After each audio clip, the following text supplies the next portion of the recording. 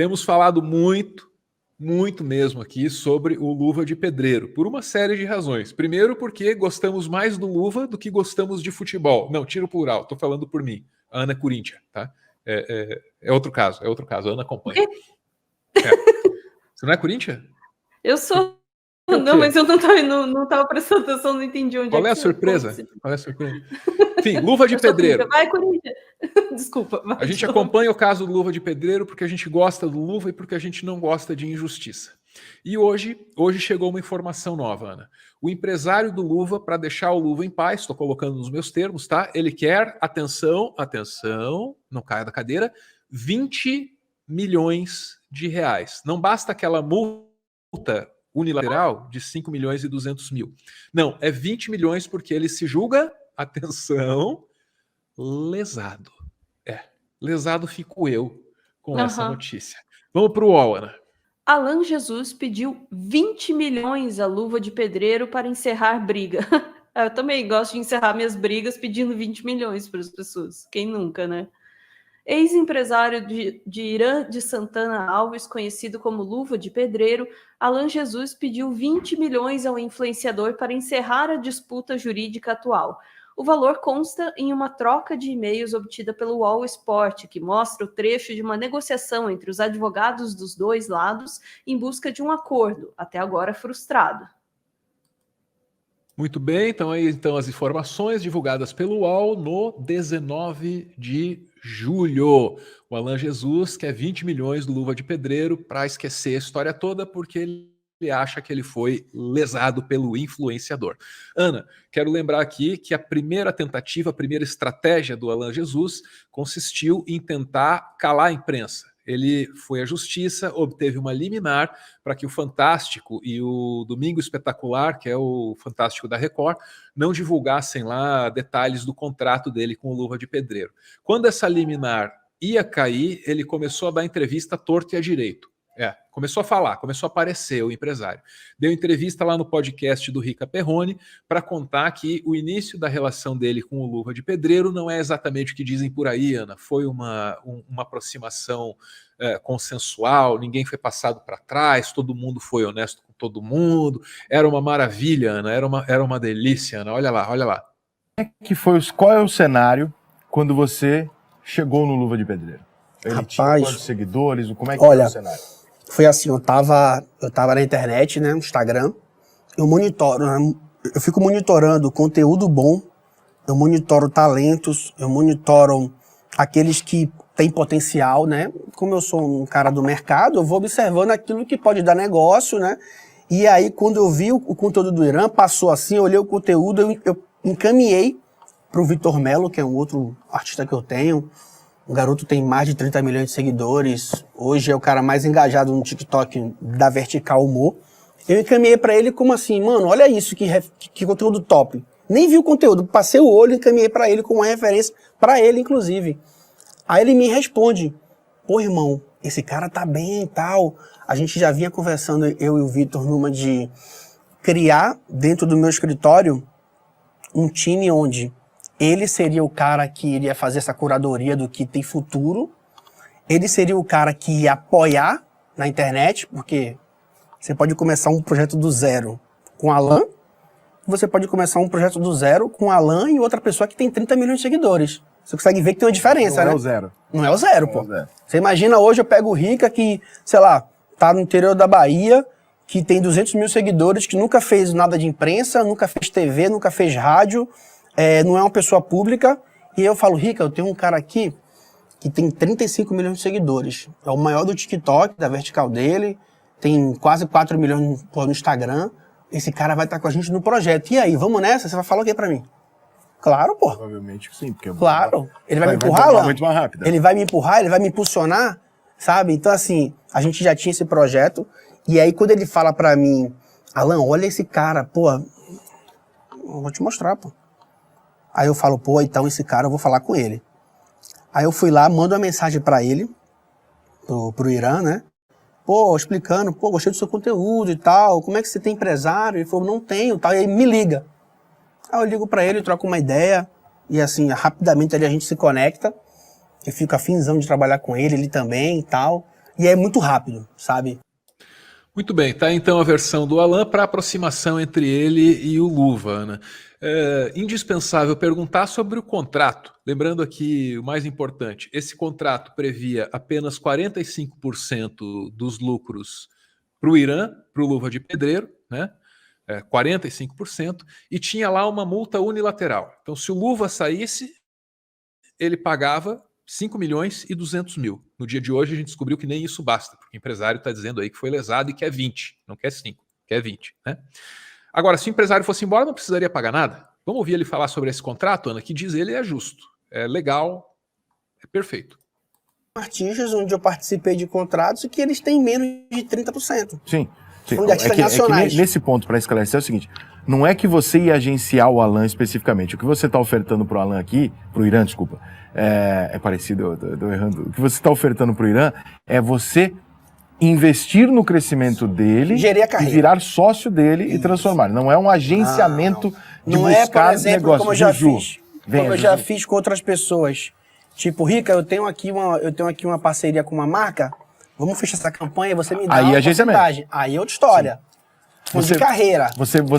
Você considera, então, que parte da construção do Irã de 200 mil para 17 milhões, você construiu junto com ele. E, portanto, exatamente, você se considera sócio do Irã. Claro. E, não, né? E ele entendia isso da mesma forma e a família dele também. Entendia da mesma forma. Como você pôde ver, eu expliquei isso lá atrás. Sim. Eu falo de porcentagem, eu falo de tempo de contrato. E aí vem uma outra questão importante em cima dessa história.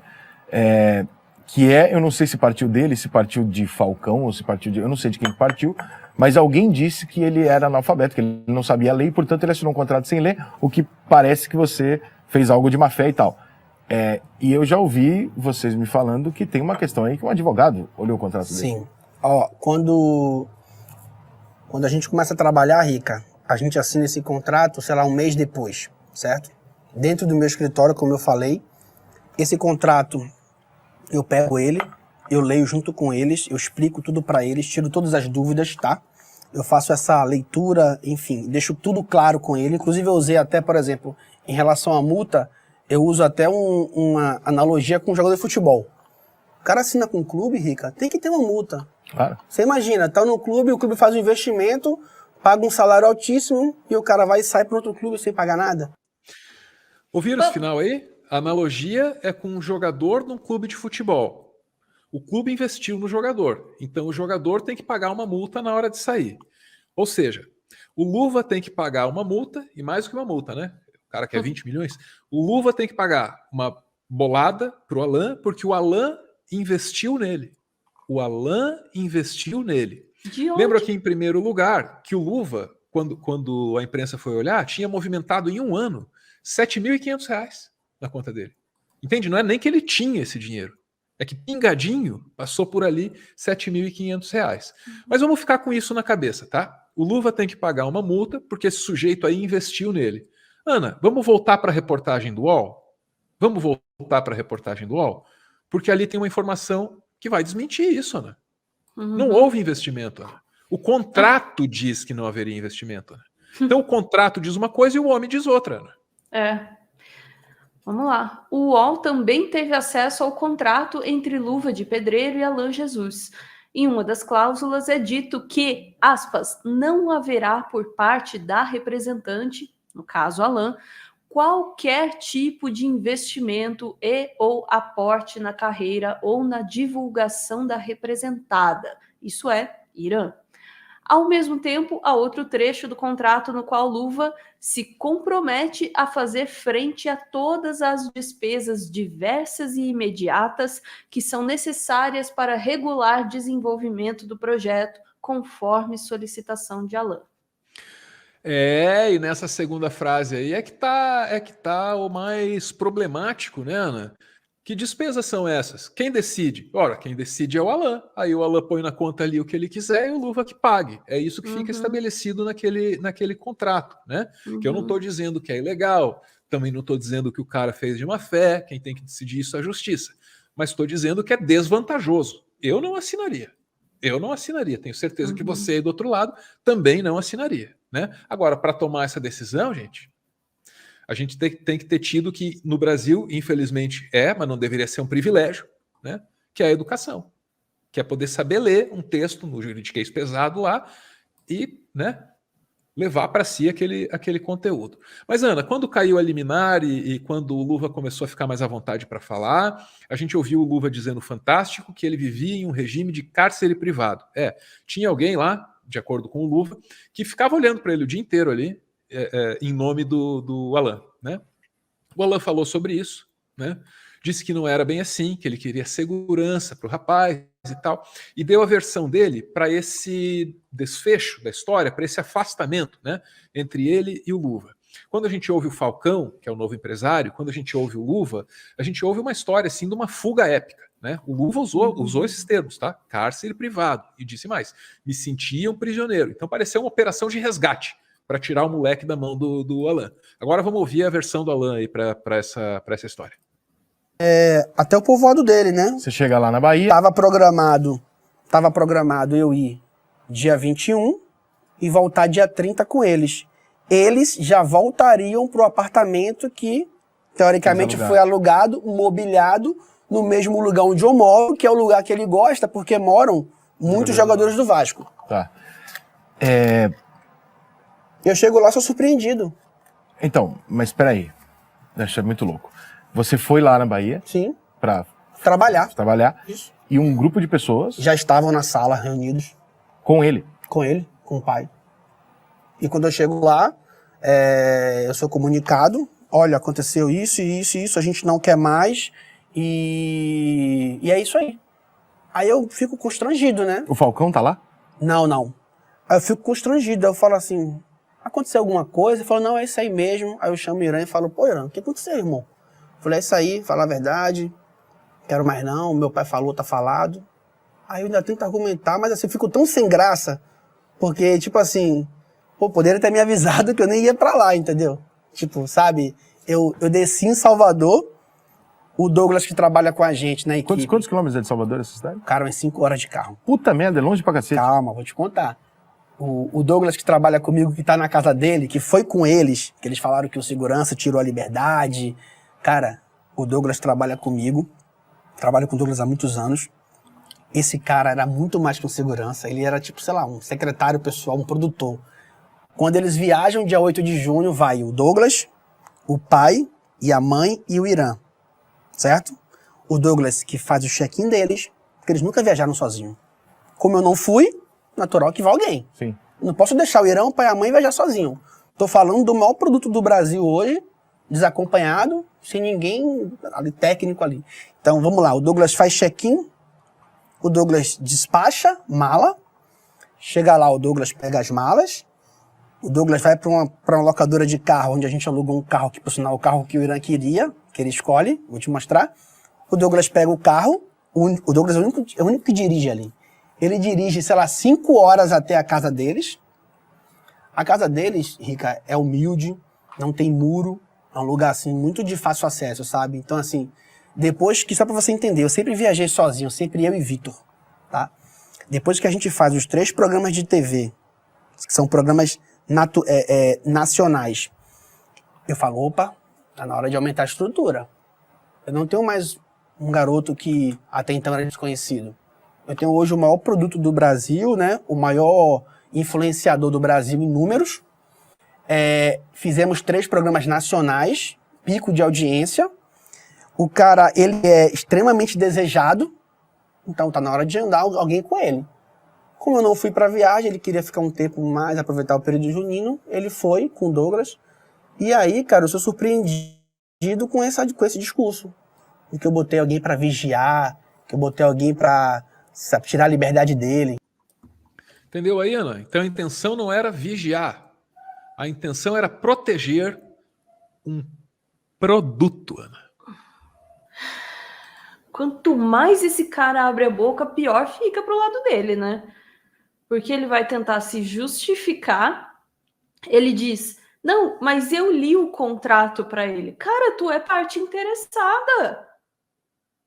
Você leu o contrato para a pessoa que você estava dando o contrato que não sabe ler. Não, mas eu li para ele. Isso é completamente inválido, né? Ah, não, mas eu não pus gente para vigiar ele, para cercear a liberdade dele, não. Eu estava protegendo um produto. Cara, só fica pior. A forma como ele trata o Irã como uma coisa, né, como um ativo, e não como uma pessoa, e como ele parece querer pintar uma imagem de si mesmo, assim, como grande gênio que identifica tendências e descobre as grandes coisas e tal. Tô vendo, tem um currículo, sim, que realmente aponta para isso, né? Fora essa analogia realmente sem pé nem cabeça com o futebol, né? Não, o cara rescinde o contrato, ele tem que pagar uma multa. Mas e o salário de milhões que o jogador de futebol recebe? O Luva não estava recebendo nada, né? Cara, não, a história não conecta.